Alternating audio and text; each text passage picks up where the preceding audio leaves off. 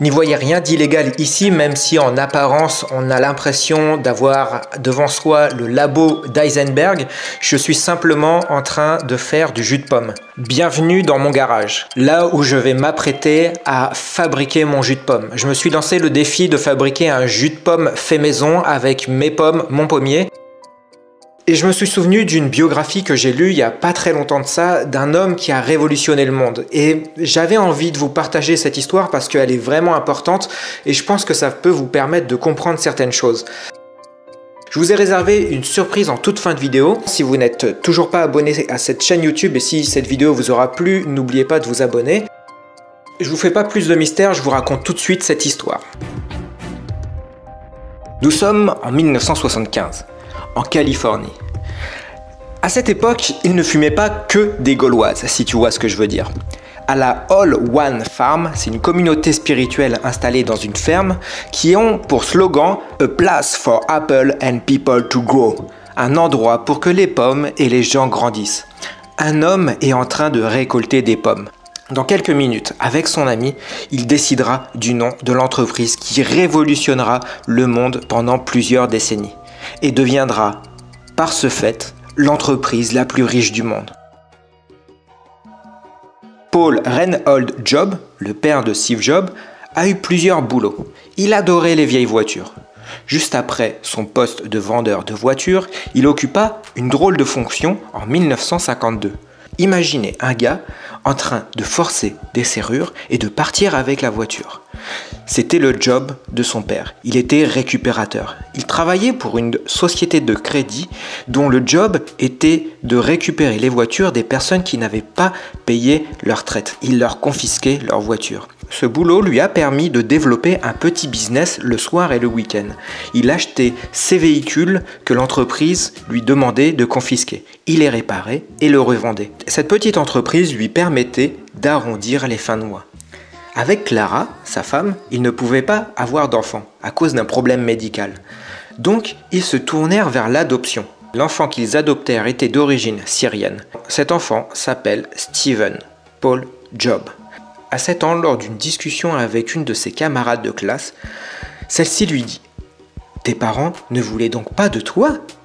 Cette déchirure a laissé une marque indélébile. Cette souffrance de l'abandon l'a rendu plus indépendant et combatif que les autres enfants. Steve enchaîna bêtise sur bêtise. Il fit exploser un pétard à mèche sous la chaise d'une de ses professeurs. Il se faisait donc exclure régulièrement pour ce genre de mauvaises blagues. Dans le quartier, il y avait un autre Steve, Steve Wozniak. En CM1, on le surnommait Electronic Kid. Dans le bureau de son père, comme partout dans le reste de la maison, il y avait plein de composants électroniques. Steve les utilisait comme des jouets. L'un des principes qu'enseigna Francis à son fils, c'est « ne mens jamais ». Il croyait profondément à l'honnêteté. Il lui inculqua aussi une aversion à toute ambition excessive. Il lui disait « tu dois être au milieu ». C'est exactement ce qui sépare les deux Steve. Steve Wozniak, qu'on appelait aussi Woz, passait le plus clair de son temps plongé dans des magazines électroniques de son père. Ses amis l'abandonnèrent peu à peu quand ils se mirent à sortir avec des filles. Il se sentait tellement seul. Pendant très longtemps, plus personne lui adressait la parole. Il trouva un échappatoire en faisant des blagues. Il conçut un métronome électronique qui avait l'apparence d'une bombe à retardement, qu'il mit dans un casier de l'école. Résultat, ce jour-là, c'est la police qui est venue le chercher à l'école. En garde à vue, il a appris aux autres détenus comment débrancher les fils des ventilateurs pour les brancher au barreau afin de donner une décharge électrique aux gardiens. Plus tard, il trouva un emploi chez Hewlett-Packard, qui fabrique depuis 1940 des instruments de mesure. L'un de ses collègues lui donna des composants électroniques qu'il avait en trop, afin qu'il puisse fabriquer une calculette dont il avait dessiné les plans quelque temps plus tôt. Le gros du travail fut réalisé dans le garage d'un ami, Bill Fernandez. Pour se donner du cœur à l'ouvrage, les deux garçons engloutissaient des quantités astronomiques de soda. C'est ainsi qu'ils ont baptisé cet appareil le Cream Soda Computer. Cet appareil était simplement une grosse calculette sans écran ni clavier qui affichait le résultat sur des LED. Au vu des résultats, et sachant qu'un autre Steve était passionné d'électronique, Bill décida de présenter Woz à Job. Voilà comment les deux Steve se sont rencontrés. Ils étaient là, assis sur le trottoir devant la maison de Bill, à se raconter tous les canulars qu'ils avaient fait chacun de leur côté. Wozniak aimait vraiment faire des farces. Un jour, Woz montra à Job l'appareil qu'il avait fabriqué. Un appareil qui brouille la réception des téléviseurs. Un dimanche après-midi de septembre 1971, ils tombèrent sur un article de magazine qui s'intitule « Les secrets de la petite Blue Box ». À une époque où passer des appels internationaux était extrêmement cher, cet article décrivit comment des pirates du téléphone avaient trouvé le moyen de passer des appels longue distance. Ces pirates reproduisaient les tonalités qui routaient les signaux du réseau AT&T. Le pirate en question s'appelait John Draper. On le surnommait Captain Crunch parce qu'il avait découvert que le son de ce sifflet qu'on trouve dans les boîtes de céréales Captain Crunch était le même que celui utilisé pour les appels à longue distance. À cette époque, ils faisaient tous deux des jobs nuls. Ils n'avaient pas beaucoup d'argent. Ils se sont donc mis à transformer un amusant passe-temps en une petite entreprise. Cela leur coûtait $40 de fabriquer cette Blue Box. Job fixa le prix à $150. Pour cette petite entreprise, pas très légale, ils se donnaient un pseudo. C'était la première fois que Steve Jobs et Steve Wozniak travaillaient ensemble. Ils avaient maintenant la certitude qu'ils pouvaient résoudre tous les problèmes techniques pour lancer un produit au pied et nez des grandes multinationales. Steve Jobs travaillait chez Atari pour 5 € de l'heure et Steve Wozniak chez HP. Un jour, le patron de Steve Jobs lui dit « J'ai besoin de quelqu'un pour revoir un jeu à problème, mais mes délais sont serrés. Alors si tu y arrives, on est prêt à te payer $5000. » 5000 $. Ok. L'objectif était de concevoir ce jeu dans une borne d'arcade avec le moins de puces électroniques possible. Steve Jobs appela son ami Steve Wozniak pour l'aider à travailler sur ce projet. Steve Jobs inventa une deadline de 4 jours, car il avait très envie d'aller à la récolte des pommes de la communauté spirituelle à laquelle il appartenait. Donc Wozniak se mit à travailler discrètement sur les plans chez HP le jour et souder les puces la nuit. Il réussit à concevoir le jeu et partagèrent les gains de cette mission. Mais juste par curiosité, combien on va être payé? 700 $. C'est pas une petite somme. C'est bon ça. C'est très bon. Je sais. Waouh. 4 jours, tu perds pas de temps. Faut que je monte ça à Nolan, mais c'est vraiment bon. Suite à la sortie de l'Altair 8800, le premier ordinateur en kit vendu aux particuliers, qui est l'ancêtre de la tour d'ordinateur connue actuellement, pour permettre aux gens de s'échanger des conseils et des pièces détachées, un club est né. Ce club s'appelle Homebrew Computer Club, les clubs des ordinateurs faits à la maison. En découvrant le microprocesseur de l'Altair, lui vient une idée. Il pouvait réunir écran, clavier et unité centrale au même endroit et transporter tout ça sous le bras. Le dimanche 29 juin 1975, des lettres apparues sur l'écran de son ordinateur. C'était la première fois qu'un ordinateur affichait des lettres sur son propre écran tapées sur son propre clavier. Woz, si fier de sa trouvaille, distribuait gratuitement le schéma de montage de sa carte mère. Jobs lui a dit « Les gens n'ont pas le temps de faire le montage. Pourquoi pas faire nous-mêmes le montage du circuit et le vendre tout monté ?» Maintenant qu'ils avaient un produit, il fallait leur trouver un nom d'entreprise. Oui, un nom genre... Que dis-tu de Enterprise Computers? Non. Pas de nom à la Star Trek, pas question. pas Je te Kirk jure, Enterprise. j'envoie cette voiture Ça va, dans ça un va, lampadaire. ça va, J'envoie ça va. cette voiture dans un lampadaire. Seigneur, calme-toi. Soyons sérieux, ok? Rien de Star Trek. Il faut juste un nom plus ordinaire auquel le public puisse s'identifier tout de suite, tu vois, genre... Il faut quelque chose qu'on voit et qu'on se dise « Merde, il faut que j'ai cet appareil. » Apple. Excuse-moi. Apple. Apple comme le fruit? Le fruit de la création. Apple. C'est simple mais sophistiqué. Ça vient avant Atari dans le potin. C'est infiniment mieux que Phaser Beam Computers. C'est l'appeler d'un nom de fruit. Apple Computer. Mais qu'est-ce qu'on fait de Apple Records? Apple Records. Les Beatles, c'est leur étiquette. Ils détiennent le mot Apple. Pourquoi t'es toujours contre les Mais Beatles? non, moi j'ai rien Oui, contre les t'es Beatles. t'es J'ai toujours rien contre- contre les Beatles. T'es toujours- C'est juste qu'ils sont pas délenés, tu Ok, le sais. ok, ça. voilà ta comparaison. Chaque fois qu'on en C'est parle, tellement clair. je crois que c'est pas juste. Apple, vraiment, Apple. Ok, écoute, si on trouve un nom meilleur, on changera. Après que Woz ait fait la démo technique, Job dit à l'audience: combien serez-vous prêt à payer pour avoir un petit bijou comme ça? Personne ne fut vraiment emballé, sauf une personne. Un gars qui avait un magasin d'informatique, le Buy Shop. Alors, de quel genre d'investissement est-ce qu'on parle ici? Tout doux, Steve. J'ai dit que j'étais intéressé, pas acheteur. Je sais. Mais vous n'êtes pas le seul à être intéressé par ici. Oh, c'est vrai? Je suis pas le seul. Non, il y en a d'autres. C'est très intéressant, parce qu'on n'aurait jamais cru ça l'autre soir à Homebrew. Vous croyez que c'était notre première présentation?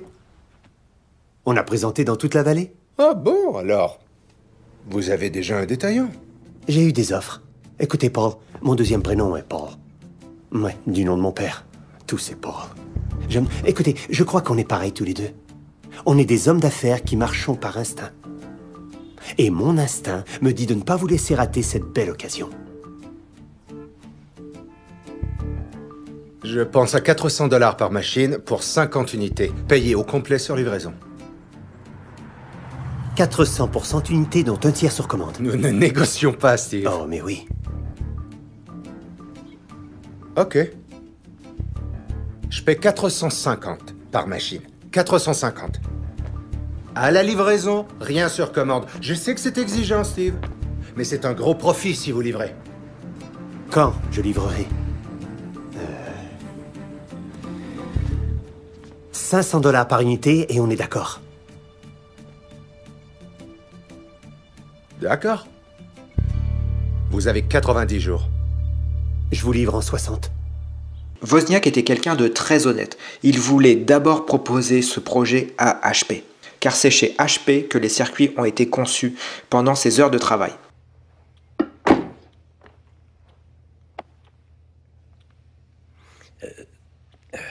Steve, c'est Steve votre nom, n'est-ce pas?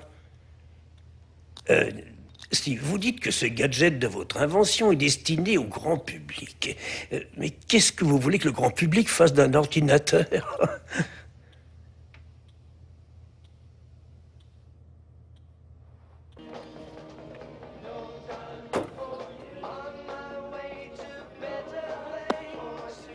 Alors?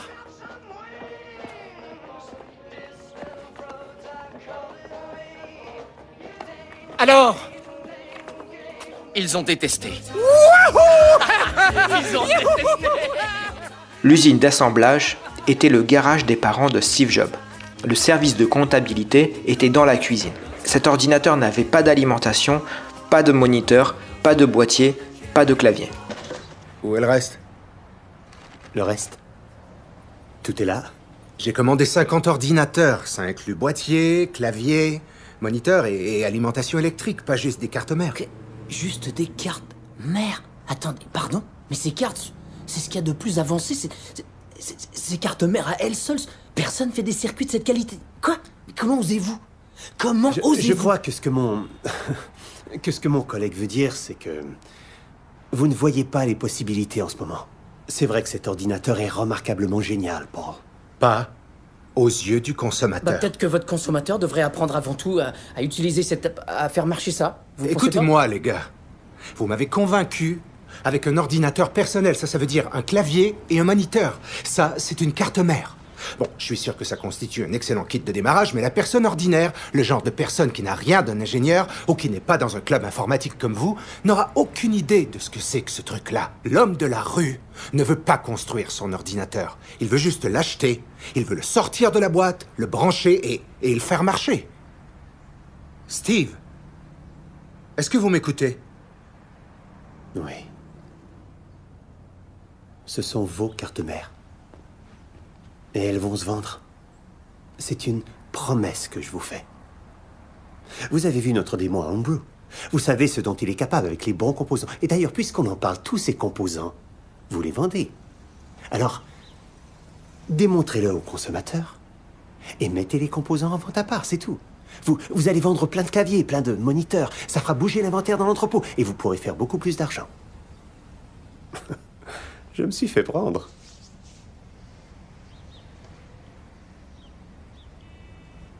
D'accord, Steve. Je vais essayer de les vendre. Mais s'il me reste en stock, je placerai pas d'autres commandes. Ok, ça va. Mais il n'est pas impossible que vous ayez de l'intérêt pour notre second modèle. C'est quoi le second modèle? Qu'est-ce que tu racontes? Alors pourquoi je vous parle de cette histoire? Pour vous montrer à quel point innover, c'est désobéir. Désobéir, c'est sortir du moule, c'est être un pionnier, c'est prendre des chemins que personne ne prend. Désobéir, c'est risqué, désobéir, ça fait peur, désobéir, c'est stressant.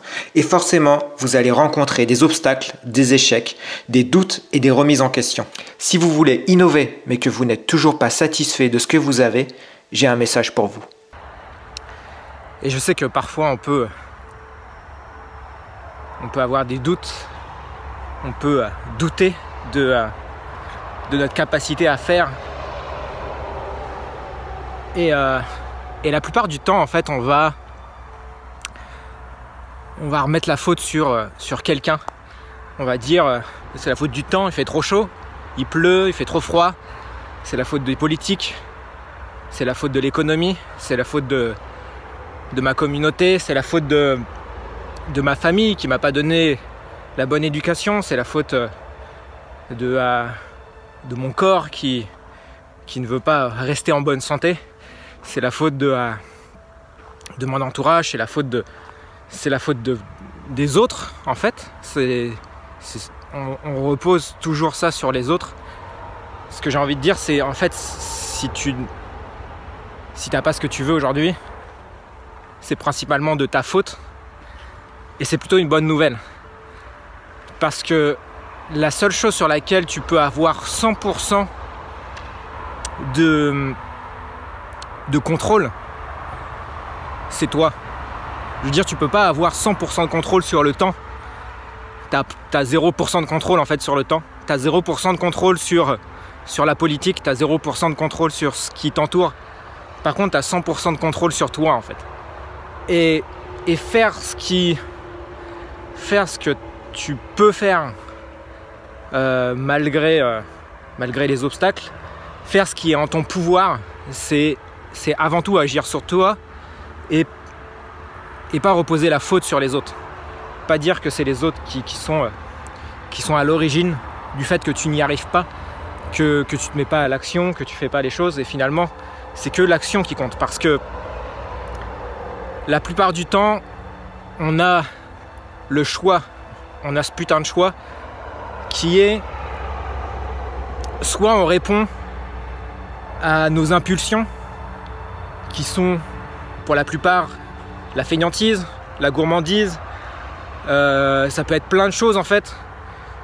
Le sexe, ça peut être plein de choses. Ça peut être, pour moi par exemple, c'était principalement la fainéantise. Et je pensais que rendre une vie qui a du sens, c'était de s'écouter soi-même. Et donc, pour s'écouter soi-même, je pensais qu'il fallait répondre à ses impulsions les plus profondes, écouter ses besoins et y répondre. C'est faux, c'est totalement faux en fait. C'est même pas un petit peu vrai. C'est totalement faux parce que créer une vie qui a du sens, c'est faire en sorte que tout ce que tu fais est important. C'est faire en sorte qu'il n'y a rien qui soit accessoire dans ta vie. Il n'y a rien qui ne correspond à autre chose que atteindre ton but. Et bien souvent, ton cerveau, il n'accepte pas ça. Il n'accepte pas que tu fasses quelque chose qui soit important, que tu deviennes un héros, que tu illumines les autres, que tu deviennes une influence pour les autres et que tu les aides à avancer à leur tour. Et si tu veux créer une vie qui a du sens, il faut avant tout que tu fasses des choses importantes, des choses qui sont dures. Toutes les choses qui sont importantes sont dures. Donner la vie, c'est dur, c'est important. Apprendre une nouvelle langue, c'est dur, mais c'est important. Et si tu veux nourrir ta vie de sens, tu es obligé de faire que des choses importantes et ton cerveau va pas accepter parce que ton cerveau, lui, il veut que tu répondes à ses impulsions les plus profondes, c'est-à-dire la gourmandise, c'est-à-dire le fait de se reposer, et ton cerveau il va juste te dire non. Ton âme entière va te dire non, je ne veux pas de ça. Quand je regarde la vie que je veux, celle qui aurait du sens, je vois le sourire de mon fils en fait. Je vois le sourire de mon fils quand quand j'aurai atteint ce que je veux atteindre. Je vois le sourire de mon fils quand je pourrai lui donner ce que j'ai envie de lui donner. Je vois le sourire de mon fils en fait. Et c'est ça qu'il ne faut pas perdre de vue. Tu as le choix en fait. Tu as le choix de vivre une vie qui est remplie de réponses à tes impulsions. Tu lui donnes ce que tu veux, ce que ton cerveau va te demander, c'est-à-dire de la fainéantise, c'est-à-dire du repos, c'est-à-dire toutes ces choses-là. Ou tu décides de faire une vie qui a du sens et tu fais des choses importantes, des choses qui sont dures, des choses qui sont difficiles, des situations compliquées. Ton cerveau, il va forcément te dire « va te faire foutre ». Mais c'est à toi de dire « va te faire foutre » à ton cerveau. C'est à toi de prendre les décisions, c'est à toi d'agir parce que tu es 100% responsable, personne d'autre.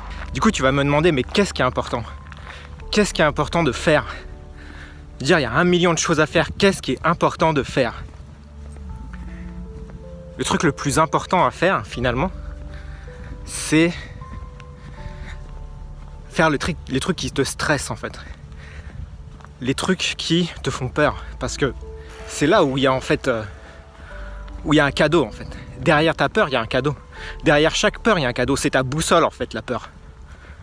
L'inconfort. L'inconfort qui est lié à la peur. Et forcément, quand tu vas faire ces choses qui te font peur, tu vas générer du stress. Et la plupart des gens, je veux dire moi compris, hein, on veut éviter le stress en fait. On veut absolument avoir une vie qui n'est pas stressante. Tu peux décider d'avoir une vie qui n'a pas de stress, mais dans ces cas-là, ça veut dire que tu choisis une vie qui n'a pas de sens. Les choses qui ne sont pas importantes dans ta vie ne te font pas stresser en fait. Tu as du stress uniquement pour les choses qui sont importantes. Tu entends une histoire de quelqu'un qui habite loin, je sais pas, à qui lui est arrivé quelque chose de grave, ça stresse pas, c'est pas important. Par contre, quelqu'un à qui il est arrivé quelque chose de très grave, très proche, ou à toi, ou à ta famille, là ça te stresse. Pourquoi ? Parce que c'est important. Parce que ta famille ou toi t'es important. Et je pense pas que ça soit une bonne chose de vouloir fuir le stress. Le seul truc, c'est que généralement, tu ne fais pas de choses importantes. C'est-à-dire tu fais rien. Tu te crées des questions existentielles, tu te dis est-ce que je suis la bonne personne ? Est-ce que je suis ? Est-ce que arrête de dire est-ce que. Dis comment je vais le faire. C'est pas est-ce que je suis pas la bonne, est-ce que je suis la bonne personne ? C'est comment je vais devenir la bonne personne. Est-ce que j'ai les bons outils ? Non, c'est comment je vais avoir les bons outils. Donc, mon conseil c'est fais les choses qui sont importantes, les choses qui te font peur, les choses qui te stressent. Fais ces choses-là, une fois que tu les auras dépassées, tu seras fier de toi, les gens seront fiers de toi, peu importe les résultats, peu importe si ça marche pas. Le principal, c'est de l'avoir fait, de ne pas avoir de regrets. Tu fais ces choses-là, et tu verras, si tu remplis ta vie 100% avec ces choses-là, les choses qui sont importantes pour toi, les choses qui comptent, les choses qui te stressent, les choses qui te font extrêmement peur, qui cachent des trésors en fait, tu auras une vie qui a du sens. Si ce qui est important pour vous, c'est de vous créer une entreprise qui cartonne, si ce qui est important pour vous, c'est de placer votre entreprise sur YouTube, si ce qui est important pour vous, c'est d'être visible tout en étant crédible, ce que vous devez savoir, c'est que les succès sont de très mauvais profs. Mais les échecs, eux, sont de très bons enseignements. J'ai donc créé une vidéo qui vous explique les 10 erreurs que j'ai commises en poursuivant cet objectif. Vous trouverez le lien en description pour accéder à cette vidéo gratuite. Moi, je te donne rendez-vous dans une prochaine vidéo. Je te dis, reste déterminé à réussir. Salut!